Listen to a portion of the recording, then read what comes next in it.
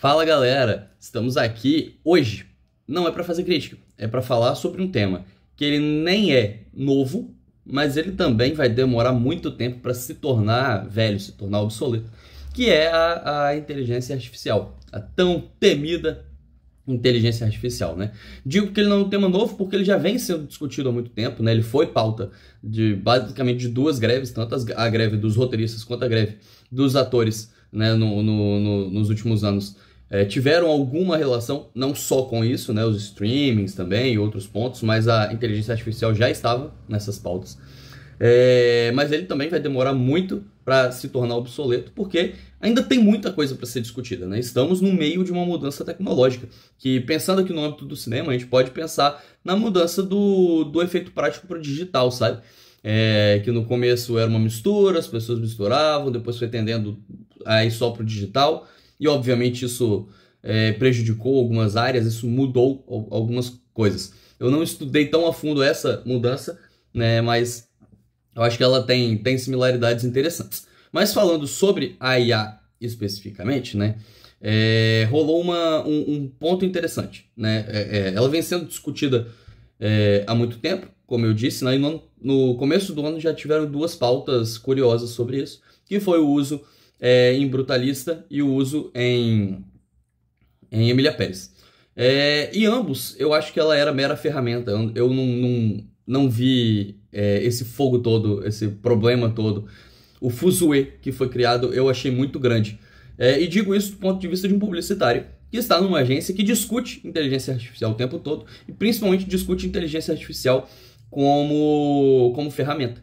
Eu estou meio que desses dois lados, né? Então, o lado de amante do cinema entende que sim, tem algumas questões éticas que ainda precisam ser trabalhadas, precisam ser definidas, principalmente em torno de direitos autorais, sabe? Tipo, vou usar a imagem do Estúdio Ghibli. O Estúdio Ghibli ele tem que, no mínimo, receber, né? Foram muitos artistas que trabalharam naquilo.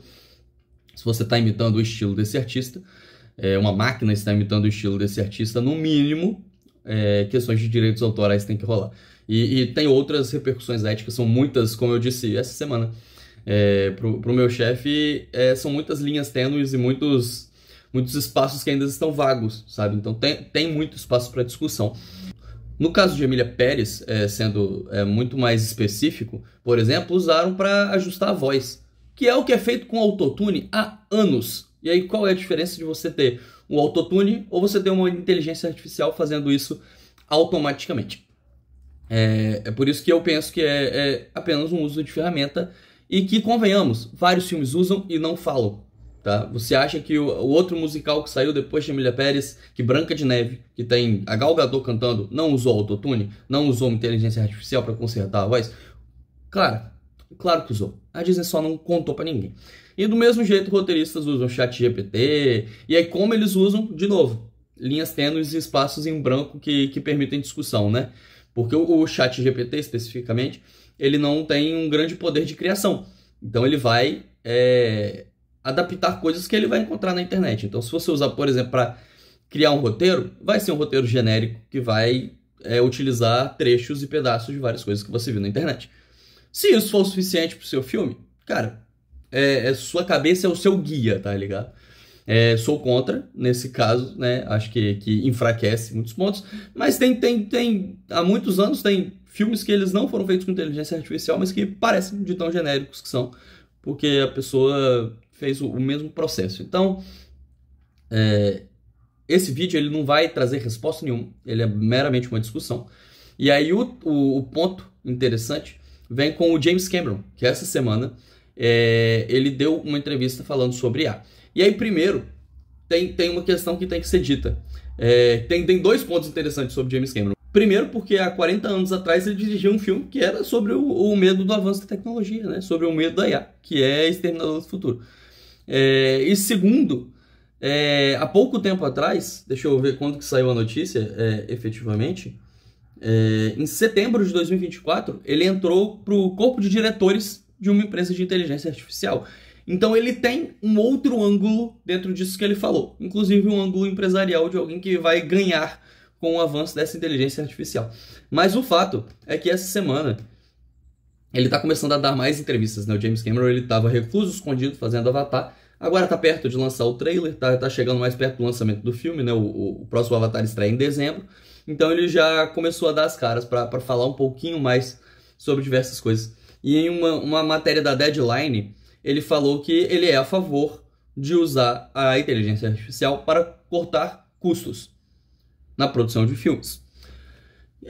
E isso é um ponto de fato interessante, porque principalmente na pandemia, o custo dos filmes começou a aumentar muito.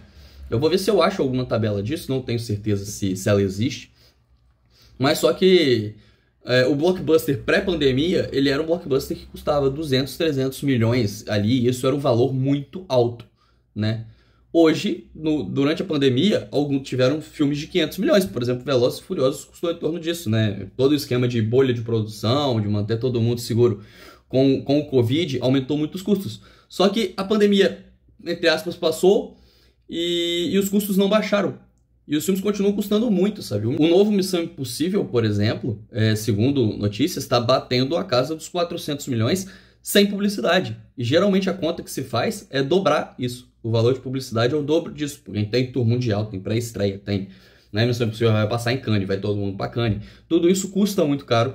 Então a conta geralmente é o dobro, muito próximo do dobro. Então a gente pode colocar que Missão Impossível vai custar em torno de 700, 800 milhões. E aí qual é o impacto disso? O filme tem que fazer muito mais bilheteria. Um filme de 300 milhões que fazia 600 milhões na bilheteria, 600, 700 milhões, ou seja, nem batia a casa do bilhão, né, no pique Vingadores, por exemplo, ou Avatar, que seja, o filme já se pagava, já ia muito bem, gerava lucro. Mas aí um filme tipo Velozes e Furiosos que custa 500, se ele bate 700, ele já não gerou tanto lucro quanto ele gerava antes. E a mesma coisa com Missão Impossível. A primeira parte desse Missão Impossível 8, né, ele estreou junto com Barbie. E aí ele não foi bem de bilheteria. Tipo, assim, em números brutos ele foi bem, mas no fundo ele não foi bem, porque ele praticamente não se pagou. Ele passou numa linha muito próxima de não se pagar, de gerar prejuízo para uma Missão Impossível. E o problema disso é o alto custo do filme. Não é só... A decisão de estrear junto com Barbie e Oppenheimer também pesa, óbvio. Mas não é só isso.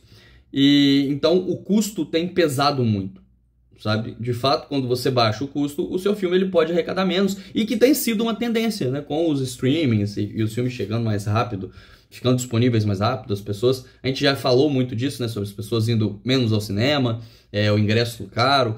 Então tem sido uma tendência as bilheterias diminuírem. Observe os filmes da Marvel, né? Até os filmes que a galera considerou legais sofreram para bater as mesmas metas dos filmes anteriores. Então, é um caminho que a tendência é a diminuição da bilheteria. Então, você tem que diminuir o custo para você manter o lucro. É uma conta econômica muito, muito básica. Eu não estou nem sendo economista. E aí o James Cameron ele defendeu o uso de inteligência artificial para fazer coisas que são mecanizadas. Ou seja, utilizar a inteligência artificial como ferramenta para talvez renderizar coisas de efeito especial, ao invés de ter um profissional.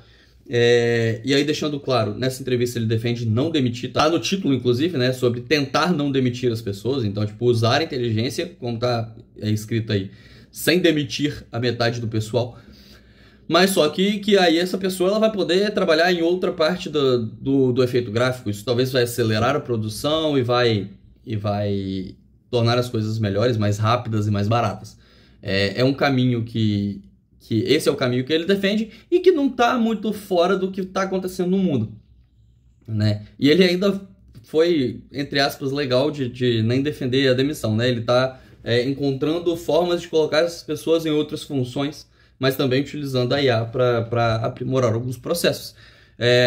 E muita gente condenou essa entrevista dele, mas de novo, eu não acho que é esse fuzuê todo. Eu vim aqui justamente para trazer essa notícia e para dizer isso, sabe? Eu acho que a ferramenta é o caminho normal. As pessoas ainda vão ser importantes. Isso também é parte da discussão que vem acontecendo, sabe? No meu trabalho e em outros âmbitos, né? De como que a pessoa ainda é importante. Ainda tem ali que seja para fazer um prompt, para fazer a revisão, para colocar um tom de voz, melhorar um tom de voz, colocar um pouco de coração nas peças. O ser humano ele ainda é importante, ele não tem como ser cortado completamente do processo, porém estamos no caminho dessa mudança. E a inteligência artificial, que não é só o ChatGPT, tá? O James Cameron ele não tá na diretoria do ChatGPT. Existem infinitas inteligências artificiais. A do ChatGPT é que as pessoas mais dialogam sobre, né? Ou o Gemini, mas existem outras inteligências artificiais muito poderosas atuando nos bastidores de Hollywood. E o caminho é esse, cara. E ele não defendeu nada, do meu ponto de vista, ele não defendeu nada absurdo. Ele defendeu um movimento que vai acontecer e que ele está querendo encontrar formas de acelerar e de posicionar esse movimento no lugar certo, para não gerar muitas demissões e para cortar os custos do filme. E assim, quem sabe, aumentar o lucro e que seja. Claro que o objetivo sempre é aumentar o lucro, né? É uma indústria, estamos falando de negócio. Mas eu não achei esse fuzuê todo. O ponto foi esse. Mas, de novo, não é uma discussão que se encerra. Ela tem muitas linhas tênues, ela tem muitos espaços em branco. E aí vale todo mundo trocar ideia sobre isso, todo mundo conversar. Se você tiver algum ponto de vista, pode deixar aqui nos comentários se concorda com o James Cameron, discorda, acha que o Brutalista deveria ter perdido todos os Oscars porque utilizou inteligência artificial em algum momento. Pode falar que a gente troca ideia sobre isso. Valeu, até a próxima.